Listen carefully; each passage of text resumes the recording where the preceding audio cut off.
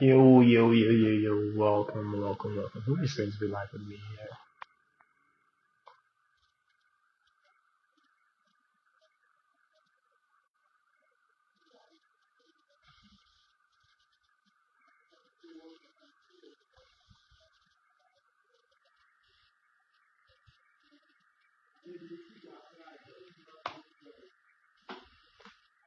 Yo, welcome, welcome, welcome, welcome. If you're around, just please, just note your presence. I'm here. Get started. Who is in here with me? Let's begin already. Good evening, good morning, from wherever you are joining this session from.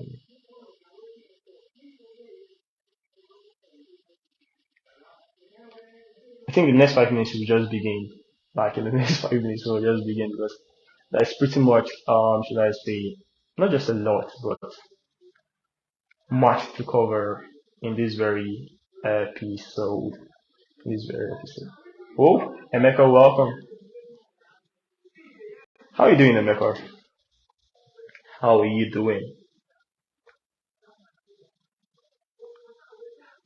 Where are you listening from? Just roll call, roll call, roll call, roll call, roll call. Your name, where are you listening from? Let's begin. Let's begin. Yeah, but look, yeah, by, should I say, let's just put it at 9:07. Yes, that's an immediate need. We're just pretty much started. Hello, Treasure Macy. Welcome. Lawal Khalid Olajide. Welcome. This Tife. Welcome. Everyone who have joined us. I just get started. I think this is my first live since Booth for over I think for the past 29 days. For the past 29 days, and a lot has happened. A lot has happened since then. To be honest, a lot has happened. Ebon Oluwer. Yo, hello. Hello, everyone. Good evening. Beloved, hello. You're welcome. I'm fine, bro. School is stressful. Sure, school is stressful, man. You're just getting started. I think you're in 100 level. You're in 100 level. Just wait. I don't think it's going to get any, should I say, cozier than this, right? It's not going to get any cozier than this. So just brace yourself up. And that's what I used to tell people at the end of the day. Just find the meaning that makes the stress, should I say, meaningful. Yeah, find the meaning. Why am I in school? Why should I go to classes even when I don't feel like? Why should I continue even when I don't feel like? Why should I do this assignment even when I feel like sleeping? Right. So when you find that overarching meaning, it kind of alleviates, right? It alleviates the pain of the stress. Yes, you feel the stress, but at least you feel that it is happening for something, right? That is the idea. It gives meaning to every stressful hour. And so find the meaning. Find the meaning. And also try to justify it. Now the meaning could be, okay, fine, I want to justify this pain. I want to justify the stress. I cannot be going to classes that maybe for some of you that go for, should I say, at 7, go to school, like start from 7 and then you're back at 6 or something like that. Now you can't go through all this stress and then still not have a result that justifies it, right? That justifies the pain. So that could be the meaning, right? That makes it livable. So I'm glad you've already found meaning. That's really important. I think it was Friedrich Nietzsche that said, he that finds the why can survive anyhow. That's the mentality. Find the why. Find the why. Make sure you love this very session. Make sure you react. And we're about to start in just 1 minute. In 1 minute, we are going to go. In 1 minute. Welcome, Saeed. Welcome, Aisha. Welcome, Destiny. Welcome, Shaun. Welcome, Precious. Clement. You can invite your friends to come listen to this. Remember, we're going to bring it down by in 20 minutes. Bring it down in 20 minutes. Now, what I'm about to discuss here, like I should have, I was contemplating maybe writing down, right? Because let me just get this right now. So I was contemplating writing it down, right? Most of my contents are written, so I wanted to give it a written form. But here's something about it. Here's something about writing. When I write, I do not have the vibe to kind of express sheet in video format. And so I just say, okay, fine, let's get this out in the video format before I maybe decide to articulate it in writing. And hopefully that helps. Now, let me give you a brief, should I say, overview. And that caveat I have to throw in. Very important. Should I say, the sponsor of today's, this light you're seeing right now is Nigeria Nepal. They are a special guest of honor. So at any point they decide to just say, okay, fine, let's take it. I don't know, maybe I have the patience of maybe 2 minutes or so. If they don't bring it back, I'll have to switch to the alternative source. So I need you to bear with me, right? Are we okay with that? Can we start? If you want us to start, just type in the comment section. Let's get started. So I think I have to wear the earpiece to actually cancel the noise. All right, there's noise in the back. There is no noise in the background. And so, all right, let's get started. So, there's been a lot that have been happening lately. Unless you're living under a rock, you might have heard about Mohbad's death. All right, you heard about Mohbad's demise, right? And especially his posthumous fame and the and kind of the horrible revelations that we're having about what might be the cause of his death, the speculations, and kind of the light that is being shown at the darkness of the music industry, whatever that means at this very point in time.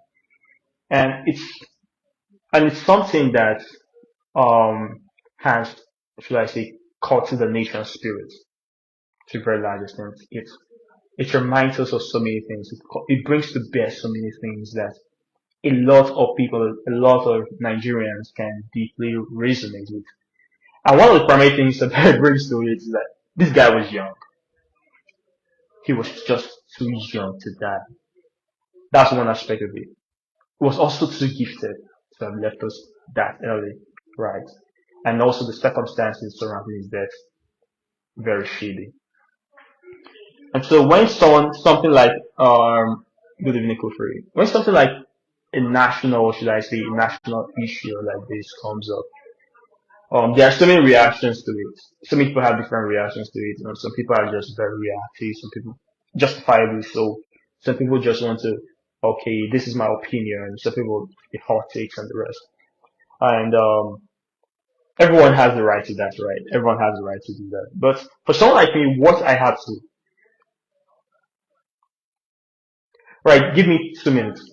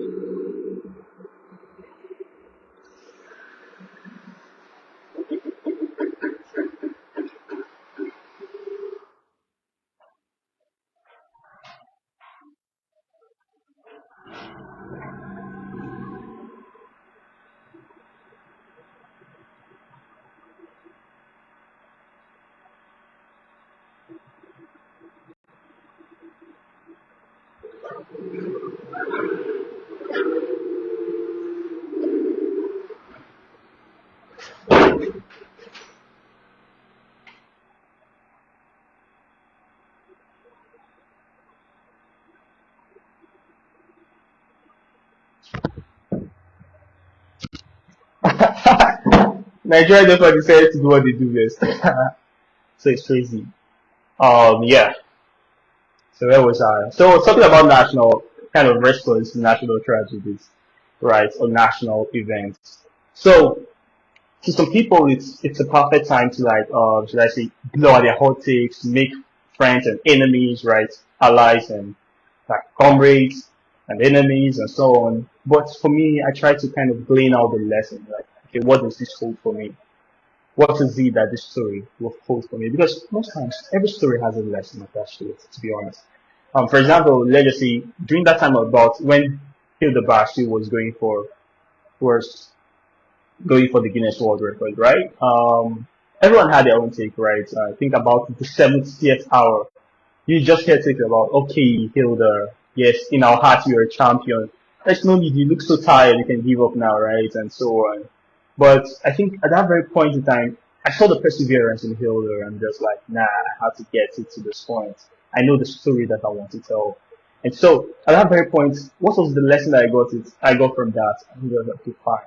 James, I think the story here is that we should learn to pay deaf ears. He cares disguised as fear. So we should learn that, and most times, at the end of the day, she went out to surpass their limits, right? People are saying, oh, you can give up now, you're a champion in your heart, right? At the end of the day, she surpassed that. And when she surpassed that, everyone, even the people that were saying, please, you can stop now, we are the ones applauding for her. So it becomes so apparent that when you kind of succumb to people's limitation, when you succumb to their limits, right, you can gain their sympathy. Anybody can. Sympathy is almost free, right? You gain their sympathy. But when you exceed their limits, you gain their respect. You gain their respect. And so, for me, it's kind of a question on a personal level. Like that very episode made me ask myself, just what do you want from people? Sympathy or respect? Question almost answers itself because I know which one is nobler. And so, from every national tragedy, from every national story, or from every whatever it is that comes to the forefront, try to ask yourself, does this hold any lesson for me? Does this hold any lesson for me? And that's the question that I was asking surrounding Mohbad's demise. What is the lesson that it holds for me? What's the lesson that it holds for me? I've read so many, should I say, articles, so many pieces, and some of them are, yes, kind of controversial. Some of them are kind of what to respect, right? Reactive. Some of them are proactive, and some of them are really eye-opening, right? There was one piece that I read, and the lesson seems to be that assuming Mohbad have read this piece before now, possibly he wouldn't have put himself in the position that he was, but we can't blame the dead. And so, I think the angle to which this very writer, I think his name is Richard Shile or something like that, right? The angle it came from is that you should be very careful about being in circles where we are the smartest ones around. Being in circles, be mindful of being in circles where you are the smartest one around. Because you are prone to be a victim of people's jealousy and envy. That is understandable. That's a pretty much intelligent. That's a pretty much should I say insightful angle, right? It's just like we know this with when you're talking about people's socio-economic class. We almost kind of relate to this almost immediately when people with socio-economic class. If you're in a place where you are the kind of the richest person, right? Let's just say the analogy I want to draw is imagine someone earning a salary of say let's say 200,000 per month, and he's living in the ghetto, right? He has his own house, furnished or something like that, and he's living in the ghetto with 200k per month. Everyone's just going to be looking at, okay, fine, this guy has a generator, he has a TV, he watches Champions League matches. Okay. He's even putting out some solar panel in his house. Oh, he has water in his house. Just like, and everyone there is kind of living in squalor, right? They don't know where the next food is coming from. They're likely to actually break in and take your things. Because they feel that you're living in a level, right? There's a kind of level of sufficiency that you're living in that you can't attain. And the best way from there to attain it, like if it's possible, is to steal from you, is to rob you. You're definitely living in a very unsafe environment, right? So that's the rationale. Okay, but then imagine that person that is just getting 200k salary, now moving up to a place like, should I say, Lekki or Banana Island. Do you understand? Or maybe Asukura or Maitama, right? These very upscale places, right? in our various states. Automatically, that person just almost like becomes the poorest person, kind of be kind of the gator of Lekki Island or the gator of those very places, right? And so you feel safer because no one is looking at your pain. Everyone just feel like, nah, you are just like their light version. They're kind of your Facebook light version, right, of their wealth. Because you don't have as much as they do. It's just like me when I actually went to Now Invest first.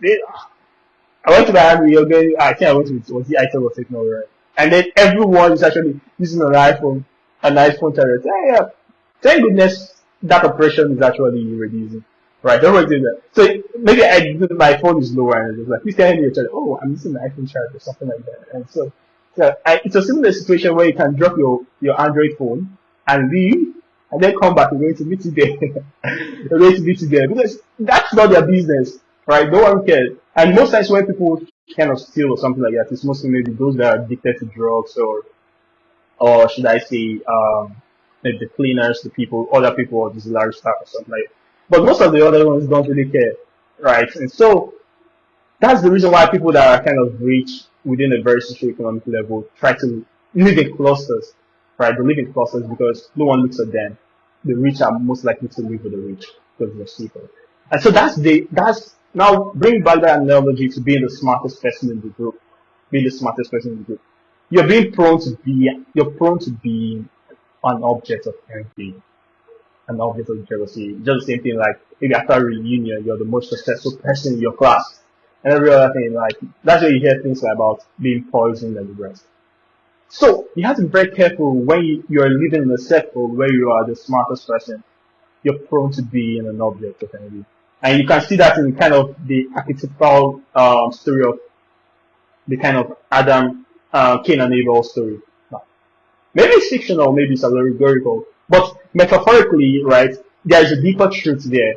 It's more like when one is able, when someone's kind of sacrifices or should I say hard work or something like that, seems to be paying, and another person is there and maybe feels like giving the same sacrifice and he's not getting the same blessings, definitely there's an object of jealousy, that's an object of envy. So be mindful of the circle you play in, right?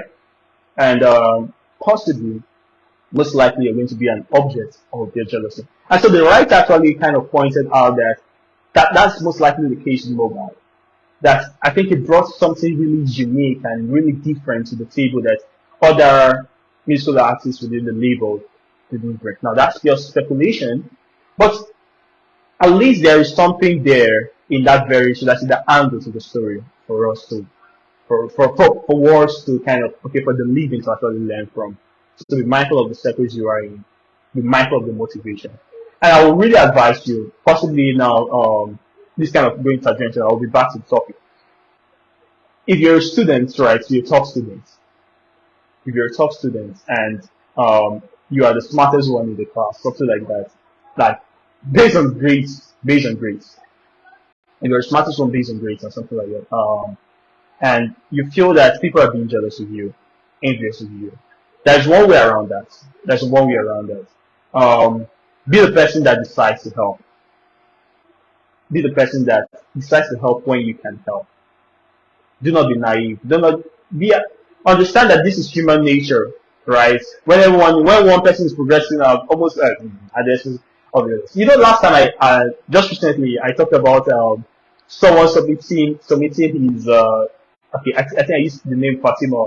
Imagine that you want to submit your assignment, and then you want to submit your assignment, but then it's kind of reaches deadline, the period of the deadline, and most everyone have not submitted, and just like, okay, fine, you know what, we can actually exceed this deadline, we can maybe decide to submit tomorrow. So the deadline is by 12 a.m. And then people are like, don't worry, you can submit the next day. After all, nobody has submitted. Only for you to then find out that someone has submitted that she has already been graded. So people are like, oh, this person. So I was like, what is going to be your first reaction? And so maybe we were like, we are going to teach that person the lesson and so on and so forth. But at the end of the day, is it the person's fault? All of you were in the same class, all of you had the same timeline. Do you understand? But that is the position you kind of find yourself in if you're someone that's a lot more serious than the others and you have a lot more favors than the others. And so you have to put yourself in a position where, number one, do not always try to be the target. Understand that this is human nature. Try to help where you can help. please. If they find out that you rising up also lifts them up, there's kind of a shared elevation of everyone. There's kind of a shared elevation. It will be in their own best interest, right, for you to rise. It will be in their own best interest for you to rise. Because when you're I think it's kind of this very Davido's quote about we rise by lifting others. Maybe we don't rise by lifting others, but we rise by giving others kind of a lift. It helps us. It makes our way to be in their own interest, right? I don't really understand my point, and so you have to put yourself in a position where you kind of give back, right? You give back to make sure, yes, the envy, the jealousy might be there, but you understand that it is in their own best interest that you get the best. For example, most times if you're kind of someone that maybe at your own spare time you kind of take them on tutorial, you teach them what the lecturer, maybe you understand what the lecturer taught, and you go back and tell them, okay, this is actually, you break it down for them, something like that, right? They won't want to disturb you when you're listening in class. But then you get a point. Because they find that they know that to the extent that you do that, the extent you understand, you are going to help them. And so make sure you kind of build that kind of reciprocity, that mutuality, that cooperation. It helps you to last. It helps you to last longer. There's a lot of, there's a lot of scientific experiments in this line, but I won't want to segue so far. And I think you could also see this in the case of Mohbad, if you are to be honest. I think there was something that was alleged to Sam Larry, saying that the stuff was that Mohbad wanted to win without recognizing the people that brought him to fame or something like that. So that's the reason why they wanted to teach him a lesson. No, he didn't put that very. That's the reason why he wanted to teach him a lesson. But he was kind of decrying, allegedly, right? He was kind of decrying the very fact that they brought this guy to fame and now he wants to make money all on his own. And that was not something that they wanted. But there's the personal liberty, but then there's contract. And this is not the first person that's going through such comments, right? For living illegal. I think people name people like Kiss Daniel, Burna Boy, and the rest. And so, but what I'm telling you, for you, the lesson for you is that you should learn reciprocity when you're in a dangerous position, when you are the smartest person in the room. Learn reciprocity. Very important. Very, very important. Now, I know some people will be thinking, what about in examination? Now that's a place of question. For someone like me, I don't help in examination. I don't cheat in I don't cheat in examination. I really just put it that way. And so I can teach you as much as I can teach you before examination, but during examination, it's not even in my own best interest for me to go that route. But that's the topic of another day. I've written a lot of content on that. So back to mobile dummies and the stuff about perfect information. So I've thought about mobiles, right? When I was thinking about mobiles situation, the concept of information comes in. There are so many things I feel that if Mobile had known, he could have not put himself in this very position. For sure, we all can agree to the very fact that if he had known that whatever line, maybe at the part where he was seeking fame, right, he was seeking that very fame, that recognition, that so actually tape has been played to him, and it was told to him that at this very, and in your early 20s, that this route you're going, the truth about it is that in your early 20s, you're going to die, leaving your kids, right, at the expense of your kids, at your fans, and your should I say your fame is going to be posthumous, like post your death, and you're going to leave your wife and your girlfriend and so on. That's a problem. I don't think he could have gone this route, right? He could have been like, no. Maybe I could wait a little longer, right? I could wait a little longer. That's a place of perfect information. And I'll share with you, like, I think I told you about kind of an unfortunate incident that happened to me just pretty much recently. And there's something that's a lesson that's a go to where I'm going with all the stories. I talked about a very unfortunate incident that happened to me like some weeks back, maybe 2 weeks back or so, and from which I'm recovering. And one of the reasons why my last live session was approximately almost a month ago, a lot happened, a lot of water passed under the bridge. But before that, something happened with my phone. I think that this is my iPhone that I'm actually using to record this live session. something happened with it. I decided to change the battery. I decided to change the battery because I think the battery health was deteriorating. So I decided to change the battery. It was okay. Let's change the battery. And I called the plug that I had to actually run it for me was a plug from my class from my classmate. Right, one of my classmates. He has this person that he actually purchased iPhone from and also kind of does repairs. Okay, fine. I just said, okay, fine. I have this guy's number. I'm going to call my meeting. So I met the guy. He told me it was about 15K. That was 15,000 actually for the battery change. I was like, that's all right, 15K. Oh, that's all right. I came a budget for that. I went. I think that day. I think it was a new day or so for those that live in Akiri. I went to the guy and just like, okay, fine. Here's my battery. I need to change it. I said, okay, it's okay. He changed it for me and I came back. All right. I came back. I was like, okay, fine. Everything is done. I was need to come back to find out that my audio IC is not working. So what I mean by audio IC is that basically you know this is very stuff when you play a video you can hear it from the speaker, right? Basically my speaker was not working. They changed the battery. I had to connect my speaker. Changed the battery connected my speaker. So apparently the audio IC had a fault. And so as the guy was replacing the battery, he actually cut the circuitry. So that was the problem. And also I found out that my volume buttons weren't working too. Like, bro, I gave you my phone whole, right? I gave this very iPhone, like, whole, cool. But so why this fault? So that was the idea. I was just like, I was, I was angry, I was frustrated, but I decided to be stoic about it, right? When I need to be stoic, I was kind of be calm and just like, okay, what is the best? Okay, what is the best, should I say, what's the best next step, right? Okay, the next best step was to go back to him and communicate the whole stuff to him. This guy actually kept me waiting from like, should I say, 11 or so to like 16 that he wanted to give to his organ. And he doesn't know what was the problem. But the only thing that he knew what to do was to change the battery. And so he didn't know what the problem was. I smiled. Because that was the problem. I had to wait. I was like, bro, I don't know. I cannot leave you here. I gave him this phone intact. He saw that it was intact and all these other things.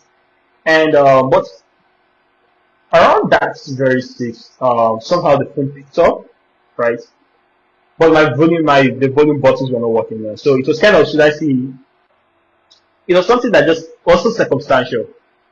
It's kind of the phone was just like, okay, let me well work for this meantime. And when I got home, this stuff stopped working again. I was like, I knew, I could have managed my phone the way it was, right? And so what's happened? Okay, I said, okay, fine. That's not I'm going to be using this phone with the audio, the volume not working. So what am I going to do next? What's the next best step? I had to go to Barnex. Now Barnex is like, for those of you that live in Aba, you might know St. Michael's. St. Michael's, that's the place that's kind of dedicated to phone repairs, right? And then for those that live in Lagos, maybe, I don't know, maybe Comcel Village or so, right? Dedicated to repairs. And so Barnex is kind of the equivalent here in ABJ, here in Abuja. So I went there and I showed them this stuff because I couldn't go back to this guy because the guy didn't even know what was wrong with the phone. He didn't know what he messed up in the phone. And I went to Barnex and there was this other guy I got his contact from a colleague at BBN, Development Bank of Nigeria, when I was interning there. And so I called him. I was like, okay, fine, I'm going to refer you to my engineer. This person specializes in iPhones, my iPhone engineer. And so he's going to look up your phone and tell you what the problem is. Right. He's going to tell you what the problem is. I went to this guy.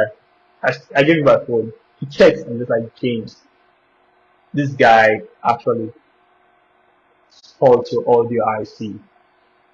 And so that's the reason why your volume is not working. That's the reason your volume buttons are not working.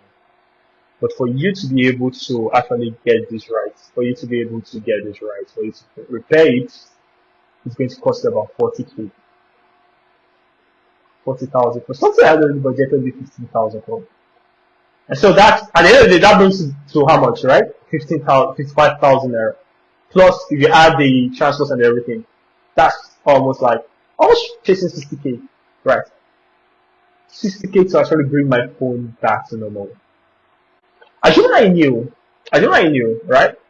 Assuming I knew of this person that was an iPhone engineer an expert, right? Assume I knew about him. Assume I knew that he was the person that could have even gone to him for the phone repairs, right? I wouldn't have known. I would have spent as much. I would have spent as much as 60K to get my phone back in shape, right?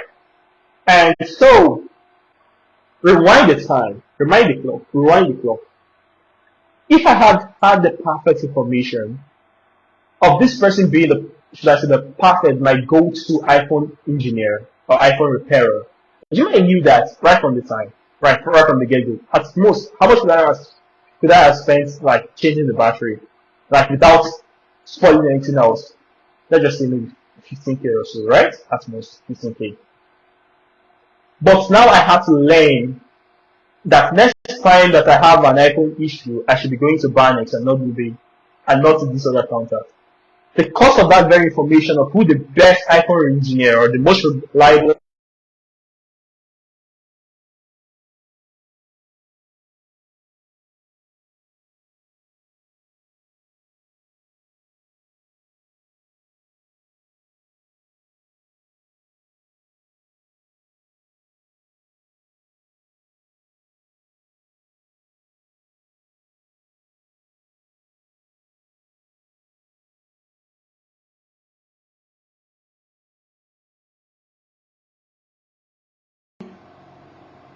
If you can hear me, Destin Dan is saying that the audio is down. I don't know. Can anyone confirm that?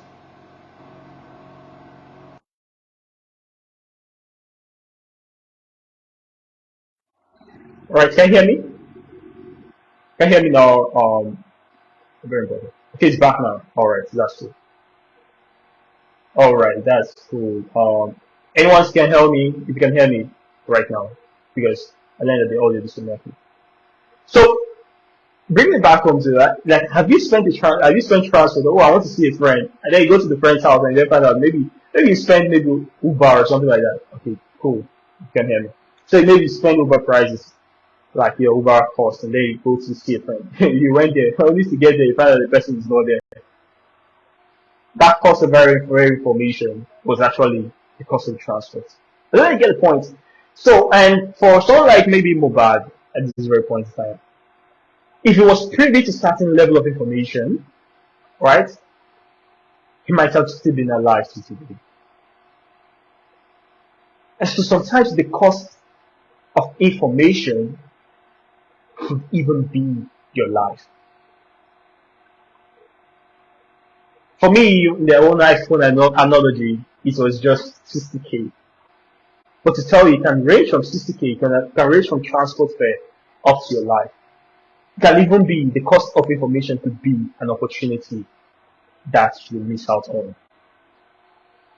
Let me give this very story. I think almost all of you know that I'm a scholarship student, right? Of Now University of Nigeria. I'm a scholarship student of Now University of Nigeria. So, and Now University of Nigeria is kind of it's like a school, a place that pay 1.2 million per semester, bro. It's actually kind of an elite institution, right, for the elite students, kind of elite Nigerians. They don't see their sons and daughters there. And so, but I had a scholarship to that very university, right, for my whole undergraduate level. And how did I get this? How did I get this information, right? And okay, so here's the story.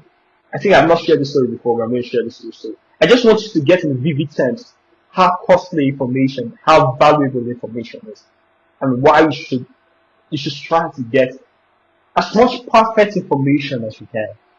I'll share this story with you. So I went to school. My secondary school was DLHS, Deeper Level School.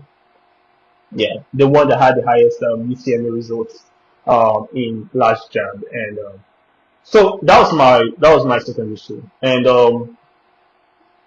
how did I get to know about Now University? Okay, we had a PR agent. I think his name was Daniel. He came all the way from Now University. I think what they do is that they target, should I say, high rate secondary schools.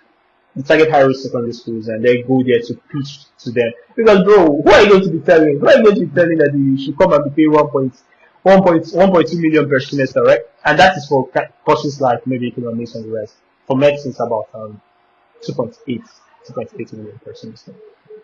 And so, the target, should I say, their market, right? Okay, Deeper Level High School. Deeper Level High School actually pays a lot in school fees, right? My father had to sacrifice a lot for me to be there. And so I think it's about, should I say, maybe one. Then it was kind of 190%, 190,000%. We sacrificed a lot in terms of family and the rest.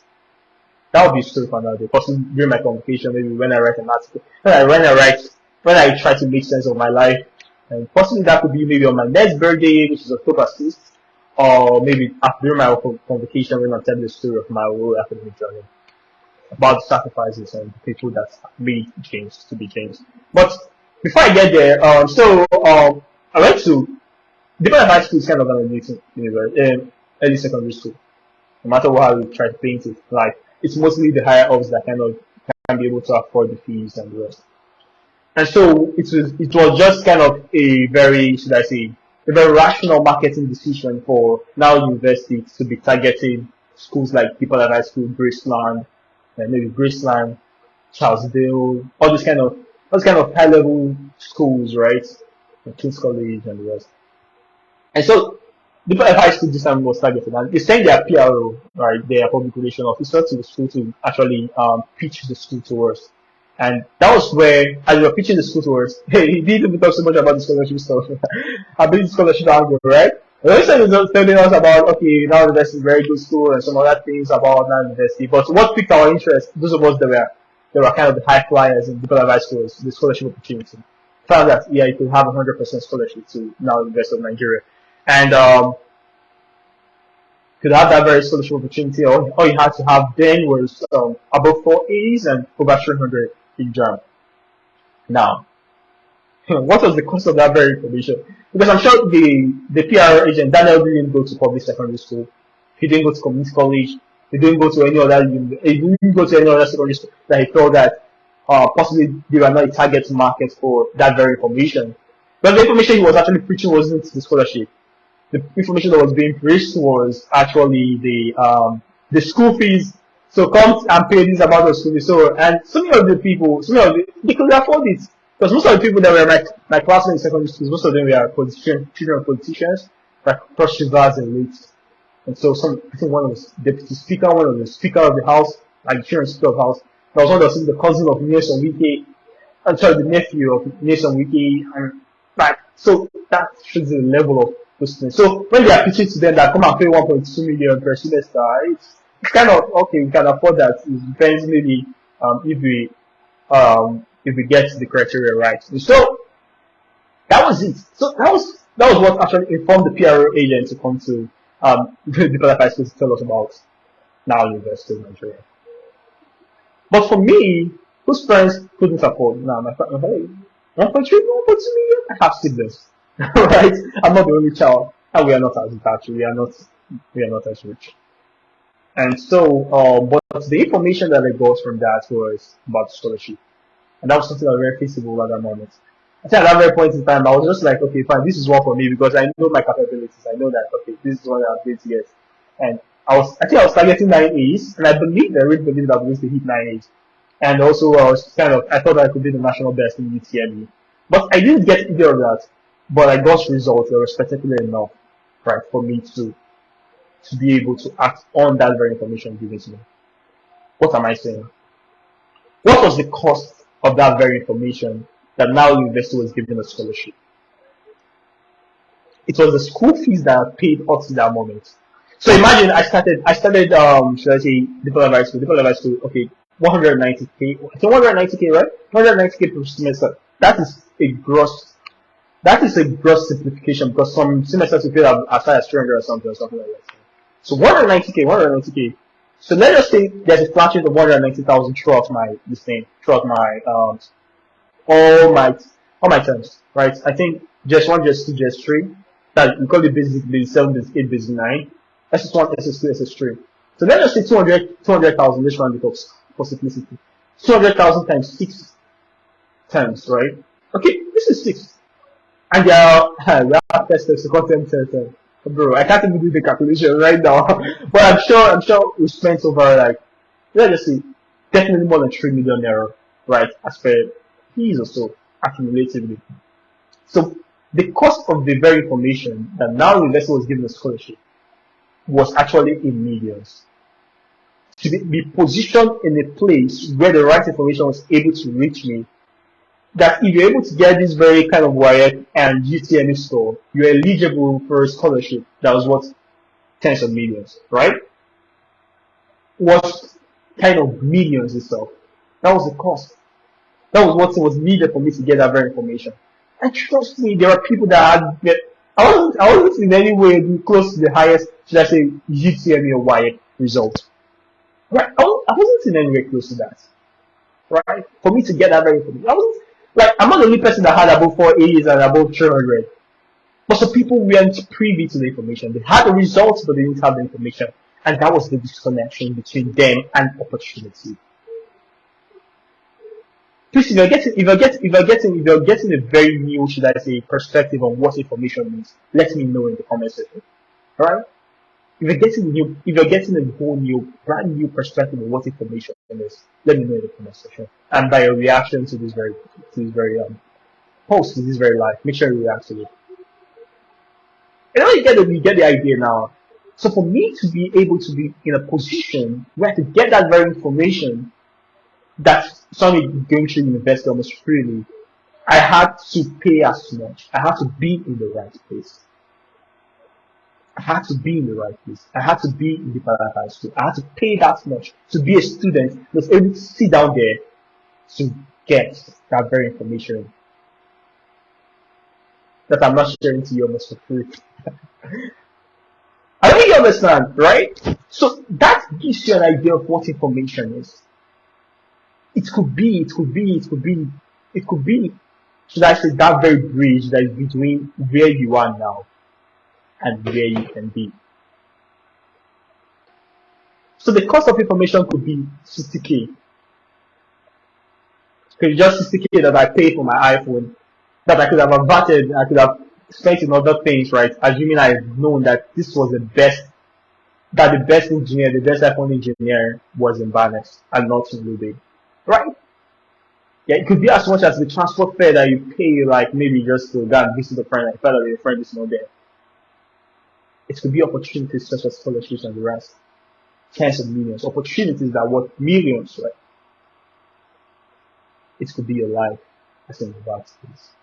So information, there is something about information that you have to start taking seriously.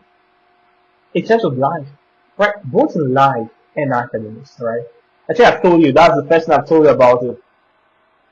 At first I've said, there's something called perfect information. And when people say something, the cliche word that information is power, as someone else wrote there, I will need you to understand the meaning of that. Like, you understand what information is, you understand information, you understand ease, you understand power. But do you understand the meaning? Do you understand the meaning of it? To the level that you now do. Do you understand what that means? Right? Do you understand what that means? It could be the difference between you living and you dying. It could be what sets you apart. For those of us, most of you guys are, should I say, guys here, right? And you know Fabrizio Romano. I think he was recently named the most influential, having the most influential X account, that's Twitter account, in the month of August, right? He was recently named that. And what is his edge over everyone in the game? It's information. That's what made him the most influential account, because he has an information that no one else has. Information itself. And that's the same thing you're going to see with someone like Tucker Carlson, with journalists and the rest. Information itself kind of gives you, it puts you in a position where you are just a complete advantage over everyone. And so when I'm telling you that, it's kind of to put you in a position, like when I'm thinking about, when someone like me, or someone like James is telling you something like, make sure you read books, make sure you listen to podcasts, make sure you buy courses, make sure you do this, make sure you do that, right? Make sure you get information at whatever cost. Fear ignorance more than you fear knowledge, right? When I'm telling you things like that, it's with this very in-depth understanding of the power of information. And so it's something that you shouldn't take it for granted. So where can you get information from? That should be the next. That should be naturally the next subheading. Now we know that information, how powerful information is. So how do I get information? Now definitely in books.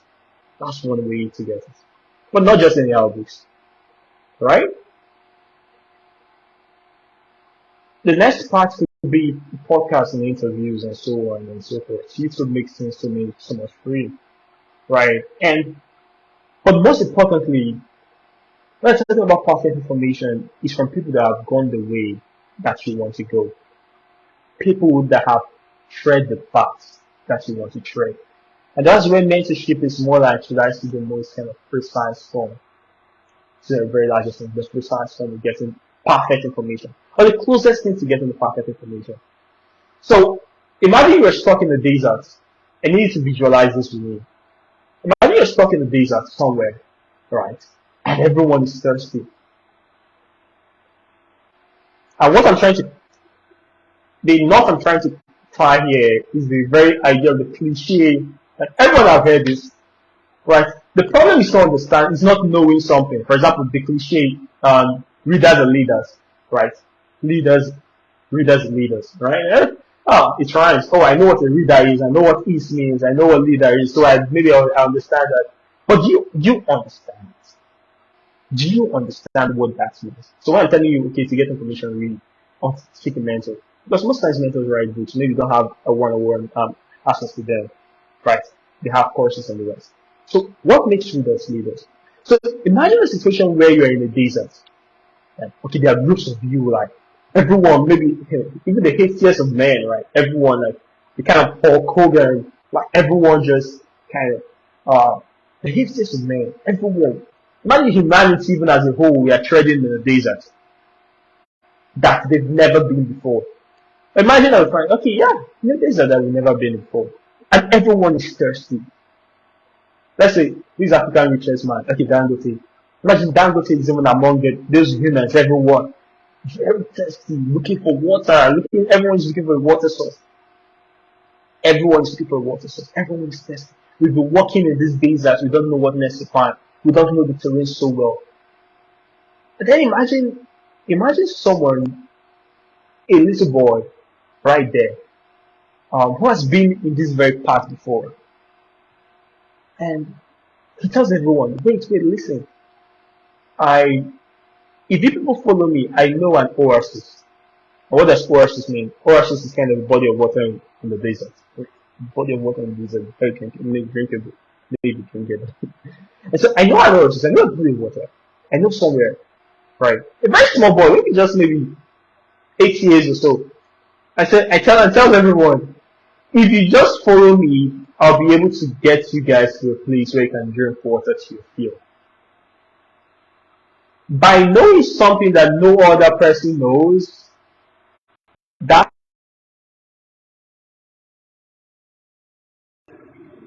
boy is automatically a leader.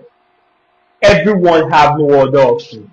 Everyone thirsty have no other option than to follow him. I'm drawing this analogy to reading, right? But when I tell people to read, it's most times like you kind of read for the knowledge, right? From the people who have gone the path that you want to go, that you want to tread. Because by them going the path, they know things that you don't. They've seen things that you've not seen.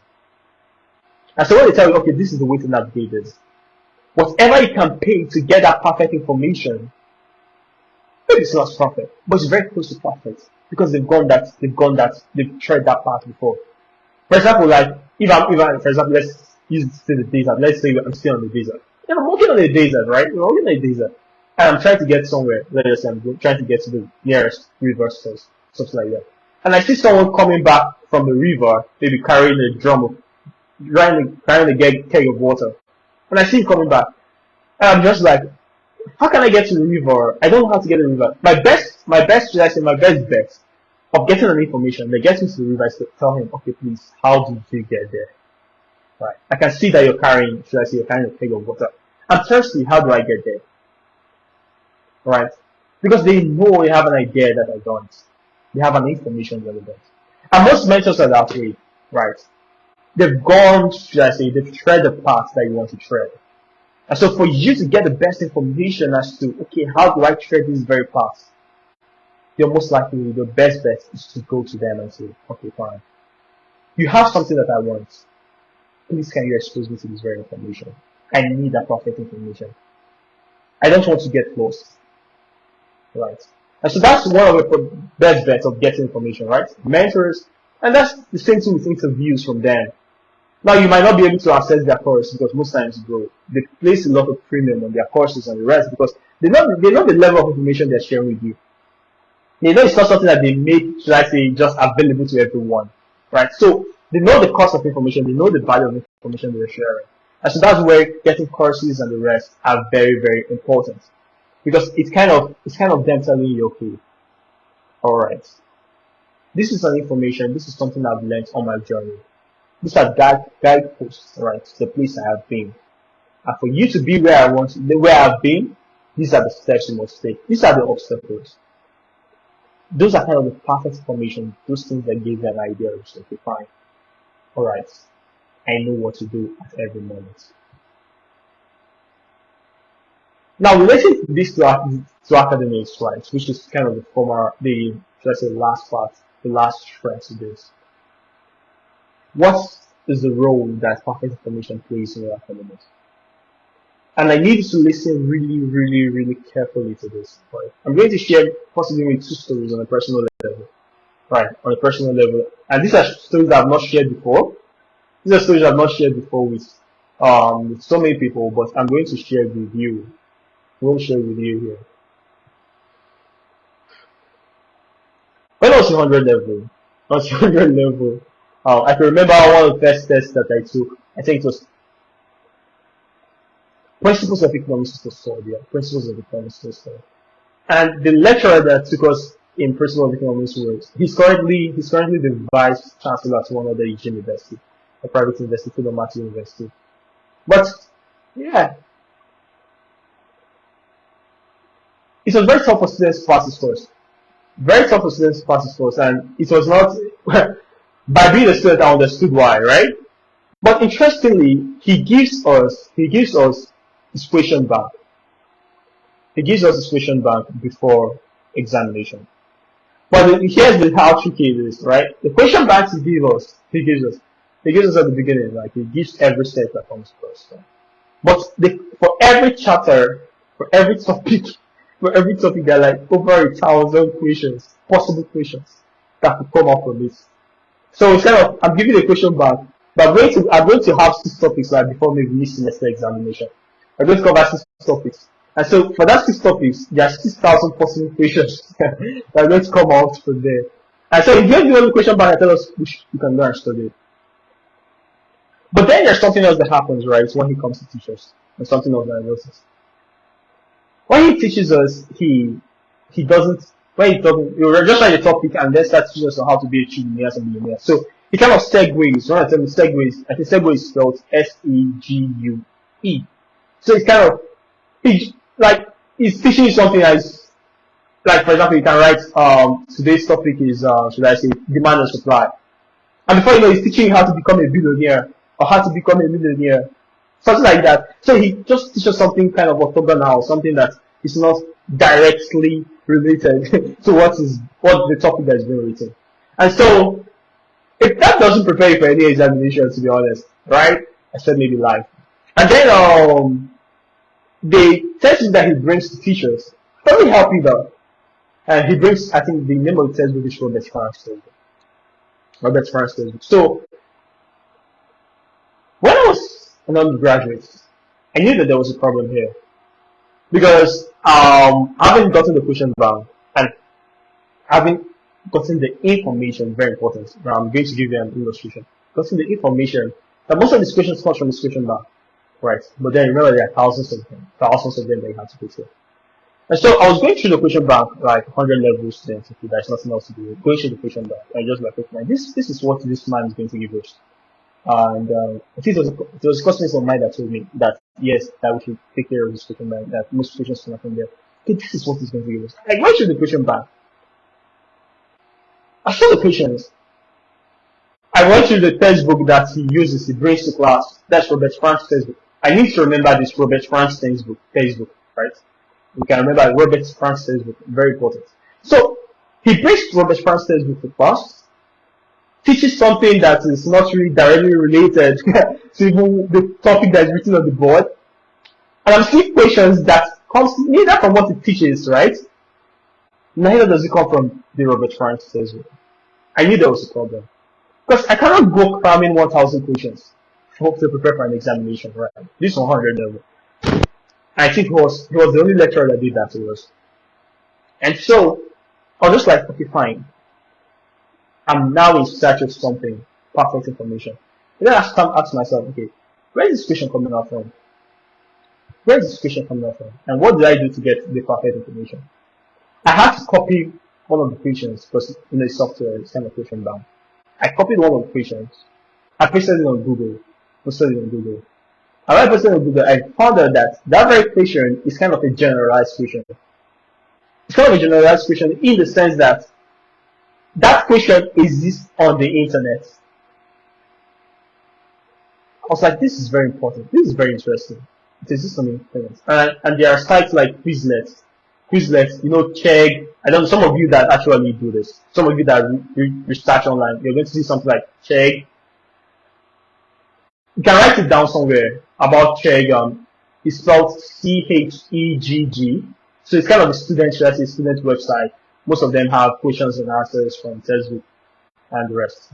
But Chegg, you're going to get Chegg and Quizlet, that's quiz and let.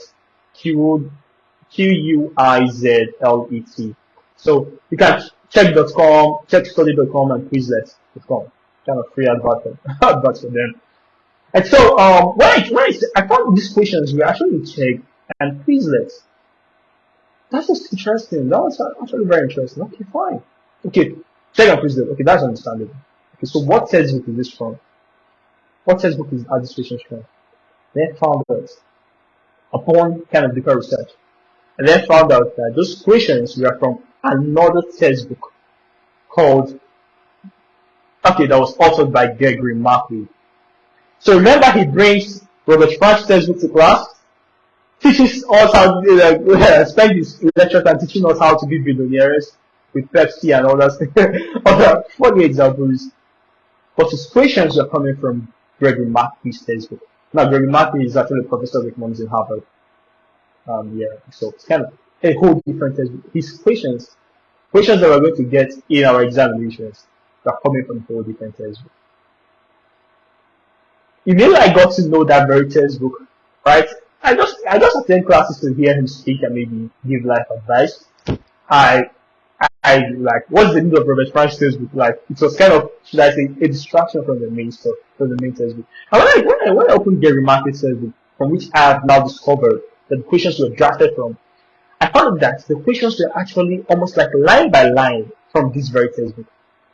So, the people that drafted these questions, right, I think it was actually maybe the Gregory Markley himself that drafted these questions, also the questions to his own textbook. And so it's kind of publicly sourced. It's publicly available. And the answers are almost like the answers too. And so when I found this, I found that, okay, fine. These questions were kind of word from word from every chapter, from every topic. And what did I have to do? While maybe other students were going for the Robert Frank's like textbook that the guy, okay, what is the textbook to read for principle of economics? They go to the Robert Frank's textbook, Robert Frank's textbook. Maybe some people then decided maybe, okay, from what I'm listening from class, I will be able to, should I say, answer these questions. But for someone like me that have a step above information, and information that I have was thoroughly researched. Because I know something about information that some other students don't. Right? I know that, okay, fine, I've discovered this. Throughout, it was very important for me to fail this test. So, let's just kind of fast forward this, right? So, midterm examinations, first examination, 100 level students. Nobody knows me. Right? Nobody knows James. Like, bro, I think I've shared before that the now university social environment didn't help so much on my self-esteem because I was not coming from a family of wealth, right? As almost every other person was. So this examination was my time was always my time to make a statement of who I am. And so I went, I thoroughly read the textbook, understood the textbook and the rest, and so went for the examination, for the midterm. All right, that was one semester examination. So mid semester examination, it was MCQ, multiple choice question. And so as I was giving the question, this was kind of okay, fine. I've gone through everything because I know the textbook kind of offhand. Like I know the textbook and I've read the textbook thoroughly. That was what I was preparing for. So at the end of, I know that this guy is not teaching me. Should I say what is going to come out in the examination? And maybe the textbook that I was going to the prime textbook wasn't getting me anywhere. And so I was always focusing on when I come back. I just focus on the Gregory textbook and then just oppose it with the question back. 30 minutes, like less than 30 minutes, 20 to 30 minutes into the examination, this semester examination, I was done. I was done, and I was confident. I was confident I was going to have 100. I was confident I was going to have 100 in that very test. So I was done with it. I think 20 to 30 minutes. This guy, he's Turkish, by the way. He's Turkish, by the way, and so I think his name is Professor Gilish. So he's Turkish, by the way, yeah. So I just came down from the stairs because we wrote it in the hall, in a very big hall, and so I just came down the studio stairs and showed him, like, I said, "So I'm done." He's like, "Wow, that's interesting. Come down here." It's like I carried my paper, gave him my answer sheet, basically. And so he had one, this guy is the white guy, basically. He's Asian though. So this Asian, he had this very knack for technology. And so he had his phone, he had programmed the answers right in his phone. And so all he had to do, I think it was the software, I've forgotten the software. All he had to do was just take pictures of my answer sheets, and then he's going to give me a result right there. He's going to tell me my result right there. So that's what he did. So when I submitted, he told me, "Well, that's okay. Let's see how well you did." That's what he told me. Let me see how well you did. And that was about my first examination, right, in Now University. I took a picture of that. Bro! I don't think he saw 96. I had 96 over 100. 96 over 100. That was not my problem. He was shouting, "Beautiful, beautiful." I think it was, "Oh, this is beautiful." Professor Gilish.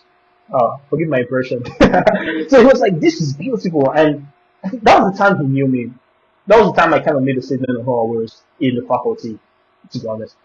And I'm going to tell you how much of an impression that made on him. So I'm getting to that. He was like, "This is beautiful. This is awesome." 96 over 100. That wasn't my problem. My problem was, what are the 4 marks of type? Like, where did I lose my mark? Because there were 100 questions that were given. Man, from 6,000 questions, there were 100 questions that were drafted. So you possibly can't even tell the questions that are going to come out. But my problem was like, I think when he told me this movie, the question I was asking, like, which ones did I fail? Sir, please, which ones did I fail? Alright, because I was so confident I was going to have 100 because of how I prepared for that. Because I had perfect information. I had done should I say, the hard work of getting the perfect information to guide me. And so to give you an idea of how much of an impression that made on him, okay, fast forward, this was 200 level, maybe second semester. Now university, if you're in Abuja, right? If you're in Abuja, it's kind of, now university is closely now. For those of you in UI or UNN or something like that, just hold your breath for a moment as I want to say this. Now university is almost like close to infrastructure-wise or something like that. It's kind of close to being kind of the Harvard of Nigeria. I know we have not reached our potential yet. We are very close to that, and there's a reason why I say about it. But they have the best brains through the scholarship program. They're able to kind of source the best brains in the country, and also then you then have them intermingling with the children of the elites. So it's kind of that very top level. And so most of the meetings, right? So most of the meetings that happen in Abuja happen in Now University. Now University is a host to many meetings, like many top level conferences, seminars, and the rest. And so now, I think the first event that we had, National Economic Society, the National Economic Society, right, of Nigeria. I think in 2019 or 2020 or so, they hosted the program in Now University. So Nigeria's Economic Society actually hosted the program in Now University. So professors of economics, like from your schools, everywhere, we are gathered there. And people like Minister of Finance, Charles Kumar Soludo, and the rest. So it was there, like the cream de la cream of economics were there. And I can remember coming out. I think I attended my first when I was 19. So I attended my first Nigeria National Economic Society meeting, like on that very level, right? When I was just 19. And so I remember coming out to actually, I think, to ease myself right from the conference. And as I was walking down the balcony, um, he's now the dean. Then he was the HOD of the department. Now he's now the dean. Same with passing. He was discussing with them I think it was the next president, the president of the Nigeria Economic Society, and her entourage, right? And her retinue. So as she was discussing with that, I was passing. I was like, and he was like, hey, he then told them, hey, this is James Williams. This is James Williams, one of my scholarship students. Right, one of my scholarship students. I think I made a Facebook post about that. This is one of our scholarship students, very brilliant, something like that. Like, kind of hyping me up in front of these guys. And that didn't come by chance, right? It was a product of moments like this, moments of having access to perfect information right from 100 level. I mean, I never had a B in this course. Never had a B in this course because I already mastered this game. Basically, mastered this game. I had the perfect information that made me to stand out. And I worked hard to get that perfect information. So, I don't know whether please, if this story I've kind of exposed you to an idea of what perfect information is, let me know in the comment section. I'm going to give you a second story and to tell you how much I dedicate myself to getting perfect information academically. And then you understand what it means like to be in a competition in the class with so very nice thing. I think first one to let's see, I think this was 300 level. No, was it 300 level? It's 300 level. 300 level, and I'm trying to think which story should come first because there are two stories that I want to. There are two stories I want to share. So the first one, okay, let me share the second one. Okay, so I was invited to a church. Right, a friend of mine kind of invited me for the church meeting. So when she invited me, I went.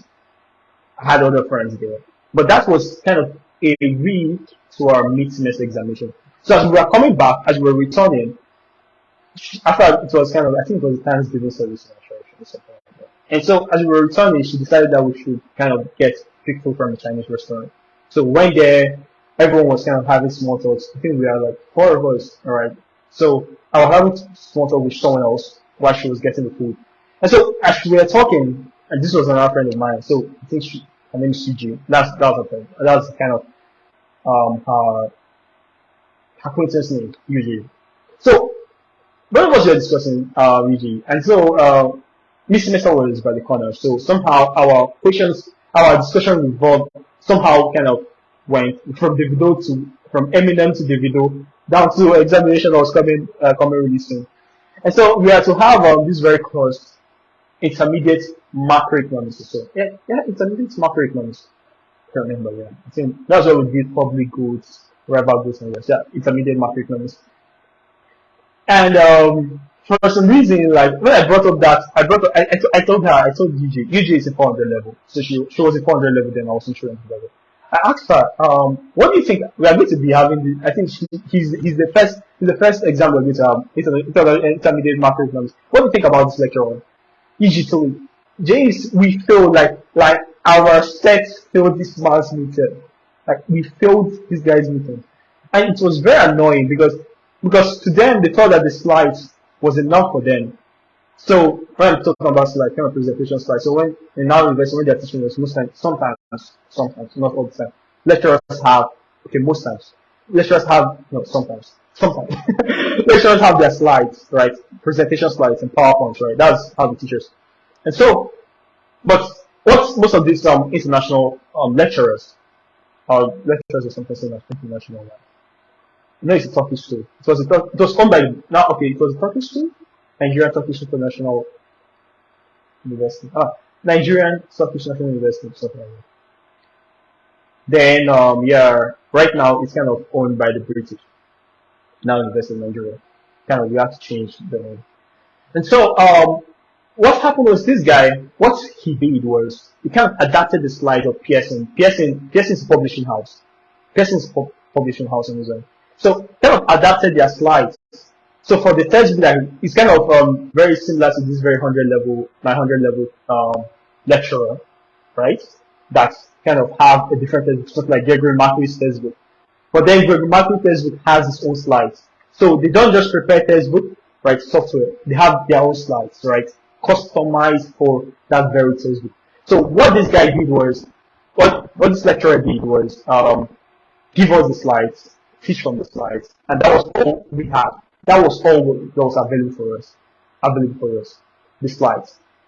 And so, Nisha was telling us that during her set, what they did was everyone was reading from the slide. So the slide you were preparing for, like they were preparing for the slide, everyone. That's what is publicly sourced, everyone. And so, but when they ended, so only for them to get to the midterm examination, they saw questions. Like, are these questions coming from? Where are these questions coming from? And that was a problem, right? That was a problem from them. And most of them failed these guys first because the questions were so strange, not so close to, should I say, not so close to the slides. But then she then told me that from that they learned something. And so when you are preparing for examination, they found out the secrets to this guy. They found out that the questions that this guy was asking, the objective questions that this guy was asking, that they were from the textbook from which that PowerPoint, those PowerPoint slides were adapted. So the textbook of those PowerPoints, that Pearson textbook, right? That is where these questions were adapted from. And even more specifically, the questions that come out, right, that came out in their midterms, right, as MCQs, as multiple choice questions, we are actually from the objective questions, from the multiple choice questions that followed every chapter. So let's just say we have we have chapter 1. Yes, we have chapter 1. Right, after everything, we do have exercises. Right, we have exercises at the end of every chapter, something like that. So those questions, those objective questions, were what we are just lifting verbatim. Lifting verbatim as the examination questions, as the MCQ. And so when they found that out, so usually telling me about 100 level. So when they figured that out, did the examination, almost everyone were having like 9900, 98, 9900. Like the questions, I mean, those were smart. Those were really smart, right? Basically, so we are having like 90 to 100, and they were so happy for that, right? They were able to crack the code. They were able to get access to that very perfect information. And so that was what she was relating to me, right, on the side. And then she was really happy about that. And she went on. She was not even really telling me about maybe possibly that this is what I'm meant to do. But when she said that, I knew that I had struggled. And I knew how best to prepare for the examination. Right? So while maybe some other people may be going for the slides, I think I have to tell some of people that are close to me. Right? When everyone was preparing with the slides, and my guys, we are actually preparing with these very multiple choice questions at the back of the textbook, at the back of each topic. And when the examination came, it was no brainer. It was over 120. I had 105 over 120 in the midterm examination. And there were a lot of people complaining, like, bro, it was meant to be slide, some other things. But then I had to work for my information. I had to work for my perfect information. And that gave me an edge in terms of preparing for examination. And then she put me on the rise. Alright? And so it's very, very important. It's very, very important. Some of you are now seeing the whole Sherlock Holmes stuff that goes at the background of being a top student. Right? Why everyone just reads? Top students are actually really occupied with reading what matters. And the gap between just reading and reading what matters, for you to read what matters, you must know what matters. And for you to know what matters, you must have information. Perfect information. And most times, the problem is not that you don't read. You read.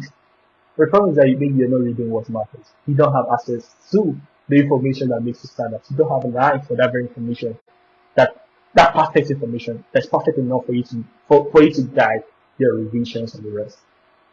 I'll close with this very last story. If you're getting value for what you're hearing, if you've heard something that kind of actually opened your eyes, eye-opening, let me know in the comment section with your emojis, your favorite emoji, and the rest. We are closing this very session soon. And make sure you react to the post. And so, let me give you the last story, right? And this is very, very important. This is kind of the high level stuff, right? The high level aspects of this very game, this very academic game, and to tell you how my mind works, right? Even in lectures. So 400 level was something that was very different, very, very different. And we had our toughest lecturer, Dr. Kennedy Yuki, ended up being my supervisor, taking us on two courses. One a 4 credit unit course and another one a 3 credit unit course. So he was holding 7 unit courses to himself. 7 unit courses. And there was a problem with that. Because he came and he told us, and he's kind of a very traditional teacher, not so much of, yeah, not so much of slides, more of dictation and some other things, and when he's marking, bro, his questions are just out of this world. And so it was very tough. It was very tough for us because when we saw the list and we saw that this guy was taking this much courses, we are like, are we going to survive this? Are we going to survive this? And so, but for me, I was just like, okay, how can I survive this? Right? How can I survive this? And I already know that excellence rises and falls on the table of information. And so, very important, listen to the next thing I'm going to say. I'm going to expose you to, and it's very funny. But for this very course, one of these courses, I think he was taking us, the 2 courses he was taking us on was one, advanced economics, right? No, advanced macroeconomics. And the second one was, I think, was it? Political economics. So advanced macroeconomics and political economics. Now for political economics, this one, advanced macroeconomics, he didn't have a slide. But then for this political economics that he had the slide in, right? He was not the one that assembled the slide. Let me just put it that way. Right. I think he dictated what the slide should be, right? But I don't think he was the one that assembled the slide. He was not the one that formatted it, he was not the one that said gathered it or something else. And how did I know? So he was teaching us. I was just like, okay, fine. How do I get the information? How do I get this very information that I'm looking for, this perfect information? He came to us and he was teaching us, I think that very day. I think it was the first day. It was the first day of teaching, of lecturing. He put up the slide on the projector, put up the slide, and everyone was learning. Everyone was concentrating on what was being taught, right? Everyone was concentrating on what was being taught. Okay, fine, this is what this is teaching. Okay, let's pay right attention. But for me, I was taking note of something else that so many students possibly could see but do not know the meaning of. I was seeing something that so many students were not seeing. And that was the title bar. I saw the title bar.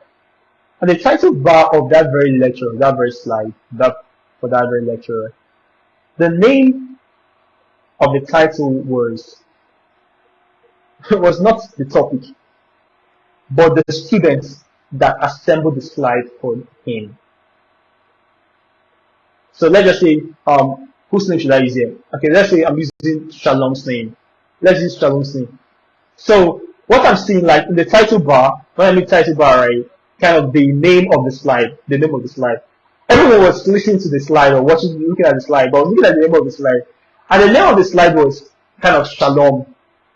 Shalom slide. That was it. Shalom slide. What got my attention was Shalom. I was like, what? Shalom. And then it happens. Remember, Shalom is kind of hypothetical in this very case. I cannot name those people's name. So this is the student that helped him, right, in drafting the slides.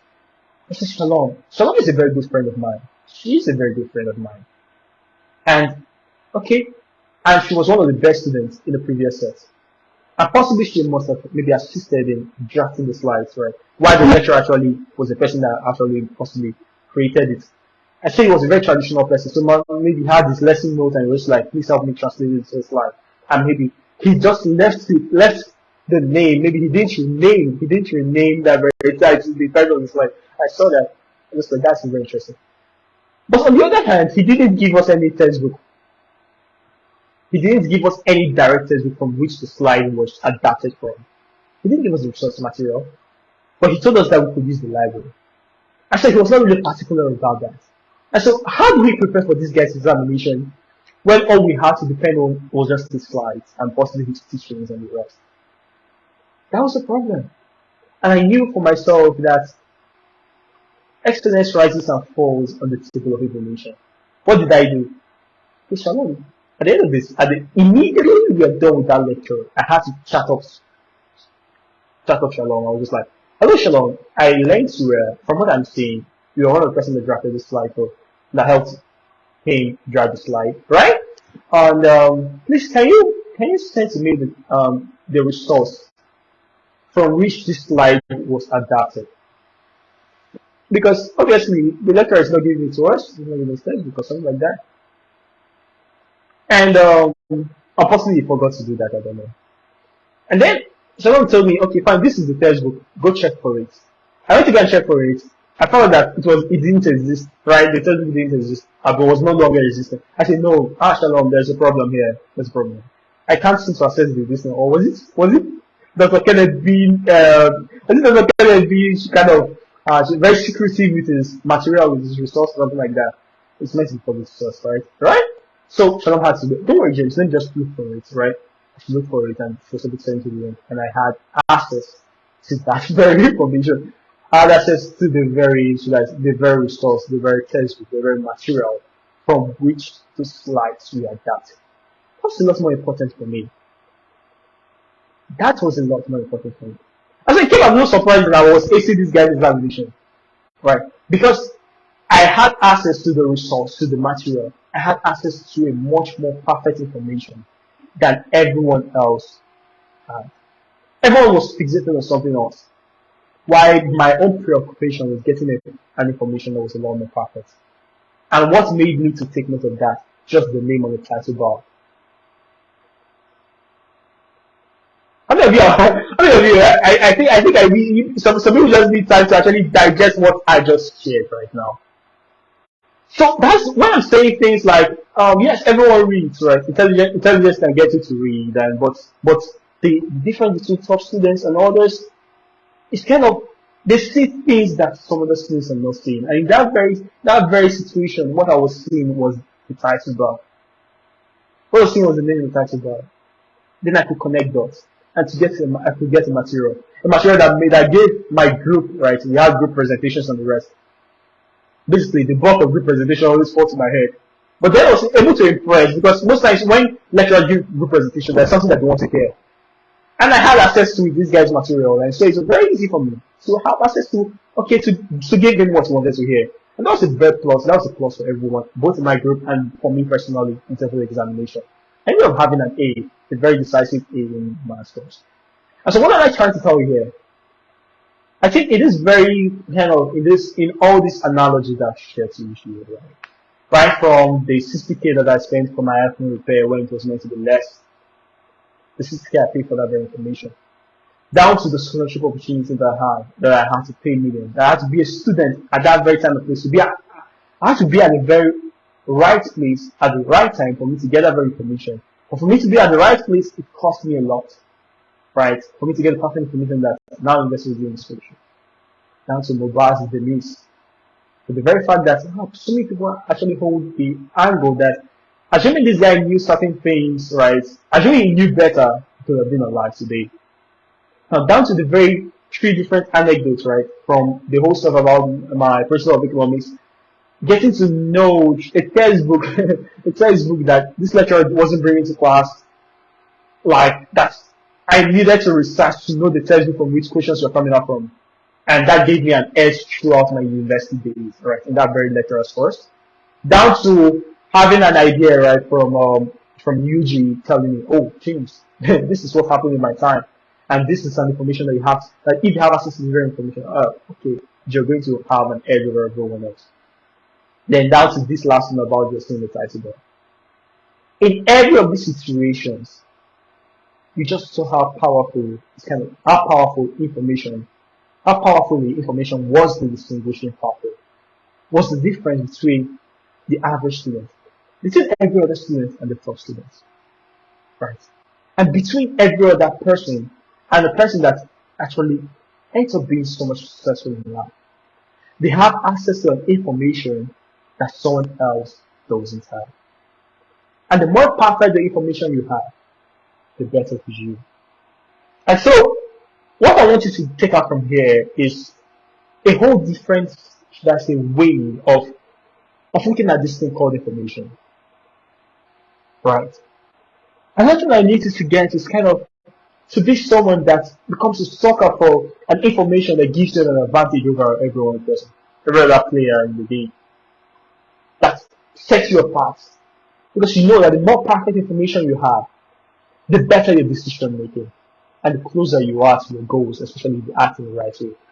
I think about game theory, right, in my last speech for this very event. I talked about game theory, the idea of game theory. And what did I talk about game theory? I was talking about the value of perfect information. Perfect information is very valuable because it helps you to make the right decisions. It gives you an edge over the other person. And so, even more than what is being taught to you, try to get to know, oh, where is this coming from? Who is this lecturer? Where are my questions are likely coming up with? And what can give me an edge in this very game? So many students neglect that. So many students just go for what everyone else have an access to. If you have access to what everyone else have an access to and process it the same way, not you are going to have the same results. But if someone is having a result that you're not having, if someone is doing better than you, that person has some information that you don't have. And most times that is the case. Also, the difference between even the ultra rich and everyone else is the information they have access to. And the information they're ready to purchase. I mean, yeah, I can remember buying a course, just recently buying a course for 51,000 naira. Right? It cost, just a course, for 51k. Because I thought that's my access to perfect information. There's an information that I wanted. And I know that for me to access this information, I have to pay the price. I have to pay that much. And so when you see me now getting ahead in life in some sense, and then you just like, James, how do you get ahead? I paid so much for that very information, to get that very information. And now I have it and I have a better lifestyle. And so many people, like, one thing, let me just kind of put a lead to this very segment, right? I share with so many people, I do share that the kind of institutions, educational institutions that I've been blessed to go to are the ones where I kind of interact with the children of the most successful people. And some students are very, very successful themselves.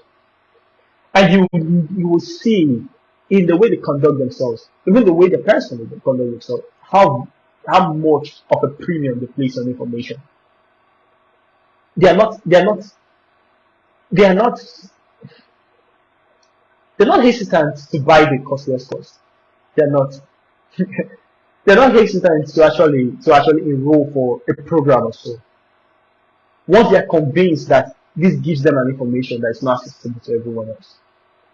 This gives them an edge that's not accessible to everyone else. And for people that play the game of life at the higher level, they understand there is a battle of information and then implementation. But if you have the correct, how can you implement rightly if you're not informed rightly? How can you make informed decisions, right?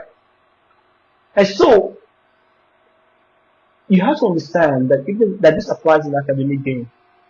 For you to be the top student, for you to play at the very high level, you have to be committed to seeing things that most other students don't see. In fact, heck, you have to see things that most other students can't see. And for you to develop yourself to be that person,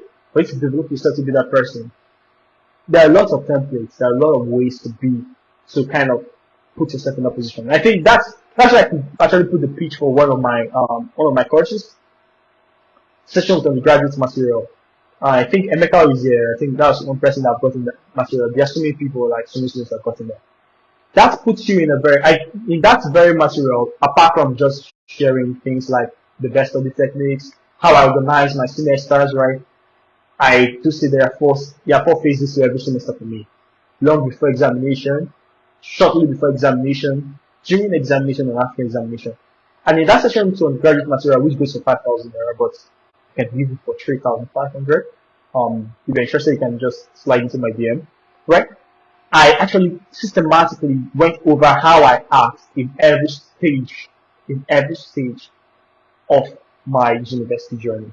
Long before examination, shortly before examination, during examination, and after examination. Long before examination, I call that this conceptualization phase. And the reason why I call that conceptualization phase is because that's the stage you just stay and just start saying, okay, what is this semester all about, right? Or what is this course all about? Okay, who is my lecturer? What is the strategy that I should use to approach this lecturer? How do I get perfect information? Okay, how can I gain perfect information? Where is the perfect information? Right? Conceptualization, you're trying to know what is this journey all about? What is this semester all about? What do I need for this journey? Right? What are the things I need to know about this journey? Then after the conceptualization phase, in that very conceptualization phase, I took you how you can get the best information, how you can gather the perfect information. That's what the long before examination phase is all about. Then go to the second phase, which is shortly before examination, the strategic preparation phase.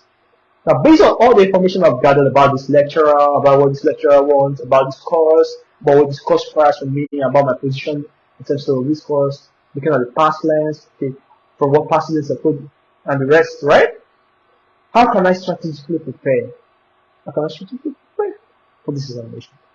And so that's where I took it down to the techniques, the study techniques that makes things work, how to read, how to prepare, how best I prepare, and how you should prepare, how you should structure your revision period, and the questions that should guide you. I think I listed out 3 questions that should guide your preparation, your strategic preparation phase. And then after that, I went to during examination. That's how you should, for example, I shared how I answered theory and objective questions, right? And the mindset I have going into every examination that makes me to stand apart from everyone. And then lastly, after examination, there are things that I do after examination that many students don't, and that gives me an edge in academic game. And so these are informations, right? These are information that I don't share. I can't share on my page. I don't share for free. I can't share for free because I know the value of it. I know the value. I know that this information is so perfect that I don't share it easily with everyone.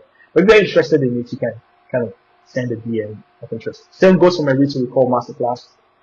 If you're students that have a problem with reading, remember what you've read, right? You have difficulty reading, or you're saying, oh, is there any way that I can read in such a way that I can remember everything that I've read? Read to Recall Masterclass is perfect for you in that very aspect. I think currently goes for 2,500 naira. That's a discount, very discounted price. And if you're a fresher, there is also my Head Start Teacher session material, and it's perfect for you.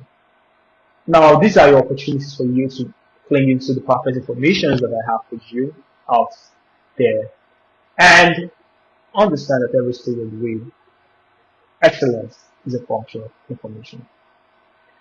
And in this very session, I let me know if you've gotten something of value from them. Let me know in the comment section. Have you gotten something of value as we are about to close this very session? This is almost like an hour or so. And as we are ready to close this very session, for those of you here, if you've gotten something from this very episode, let me know. And hopefully I've opened your eyes towards how valuable information is, the true cost of not having perfect information, and what your approach right now in every lecture hour should be. You're not just there to listen to what everyone else is listening to. You're also there to discern what information is perfect for you to actually kind of have an advantage in this very academic game. And when you come out to the larger world, to life, right, it's also very important for you to be a sucker for information. Be a sucker for information, because that puts you a step ahead of the masses, of everyone, right? Very, very important. And as I come to the climax of this very episode, and I really appreciate you being here, for everyone that have been with me throughout, right? So this is 1 hour 35 minutes right now that I've been talking. Whoop! 1 hour 30 minutes. 1 hour 35 minutes. I know it's been worth it for you. And I know I said I'm going to bring down this stuff in 20 minutes, in the next 20 minutes. Of course I will. But if you want to have access to it, I have my YouTube channel. There's a YouTube channel. It's going to be up there in my YouTube channel. So if you want to have a replay of this, And I think there was someone else that told me about this. I think it was Chibuzo also that told me you want to have access to this. You want to have access to this, I'm going to post this on my YouTube channel. You can have access to everything that I've been shared here today.